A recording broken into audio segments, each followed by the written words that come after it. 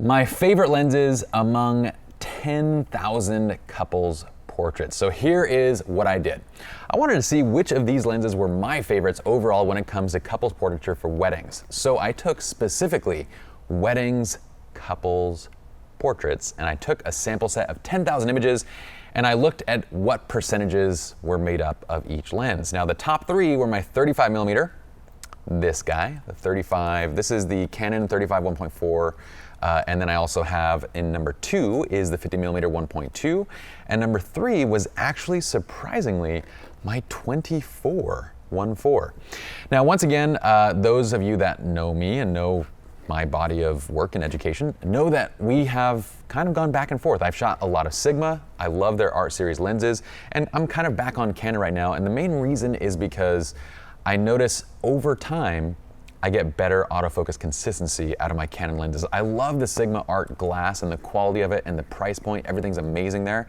But these make my life a little bit easier. And so that's why I'm kind of back to Canon right now, because it keeps my image count a little bit lower, actually quite a bit lower, and that keeps post-production a bit quicker and so forth. But still, Sigma has great glass and also bodies like the Canon 5D Mark IV.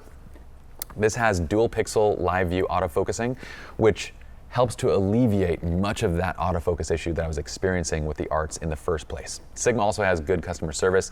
So by all means, do what fits your budget and what works for you. Just know that Sigma glass is great. Know that I'm shooting Canon because it makes my life easier, and that's why I don't want to get into this whole debate thing, you know what I mean? So among these three focal lengths, you'll look at this 35, 50, and 24. Well, there's 20%, 25%, and 23%. This means that basically 75% of the images that I capture on a couple's portrait session come from those three simple focal lengths. Among the remaining 25%, it's split between the 85. So this is our 85. We call this kind of like a true portrait lens. Our 7200, which gives us great true portrait focal lengths as well as heavy compression, and a 90mm tilt shift for special effect type stuff. But you'll notice that the 85, I'm only shooting about 10% of my images on that. Although it has a very unique look and effect to it, especially when shooting wide open, I'm not shooting that much on it. Same thing with the 7200, I bust it out for special purposes, like when I need to bring the background forward and really zoom in and compress the backgrounds. It's fantastic for that, but otherwise it's staying in my bag. And my tilt shift, well, I use that again for very specialized kind of purposes. I love the look and the effect.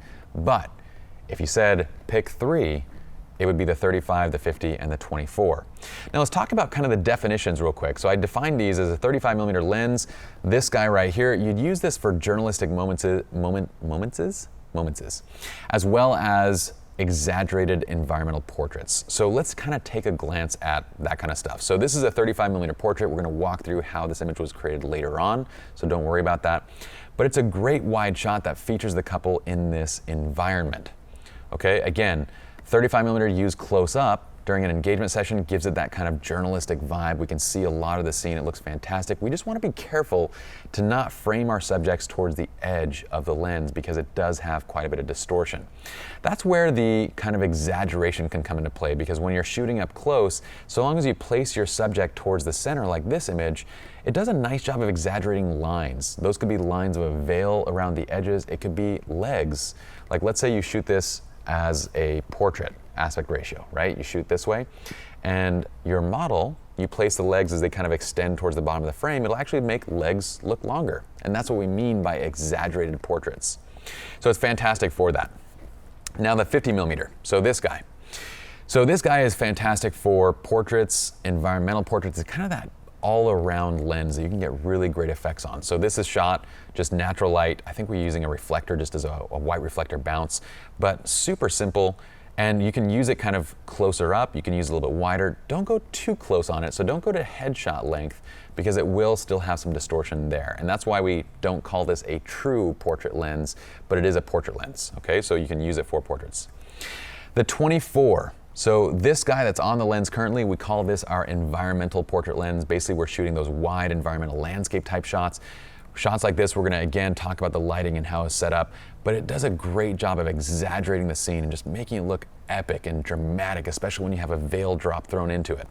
So the 24 is fantastic for that. It's also great for exaggerated portraits. So basically this kind of a portrait where you frame the subject towards the center of the image and allow the environment to sort of wrap around them. It has a really beautiful look, and it's unlike most other lenses. Shooting wide open on a 24 prime creates a really unique exaggerated portrait look that really features the environment around the couple.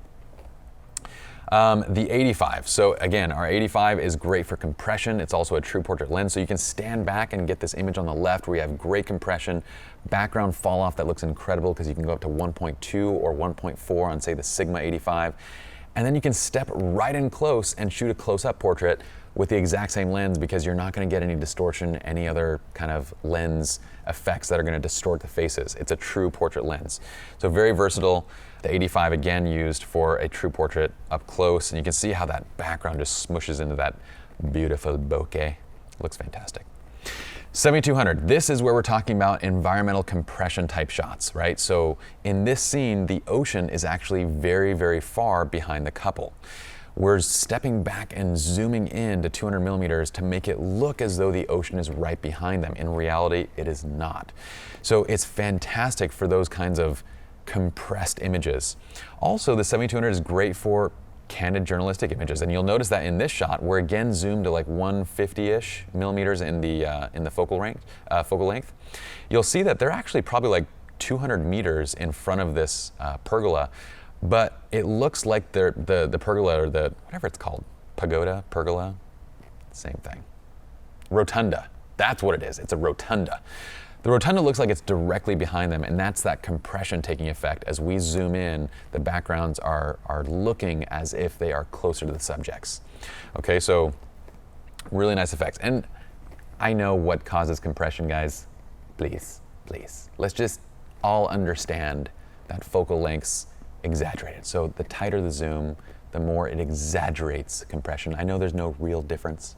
You can take a picture and zoom in and post. It looks the same. Okay, just calm down. Calm down. Okay, 9mm tilt shift. So exaggerated portraits. The shot on the left, taken in this hallway, it really does a great job of exaggerating these lines and kind of letting everything fall in and out of focus.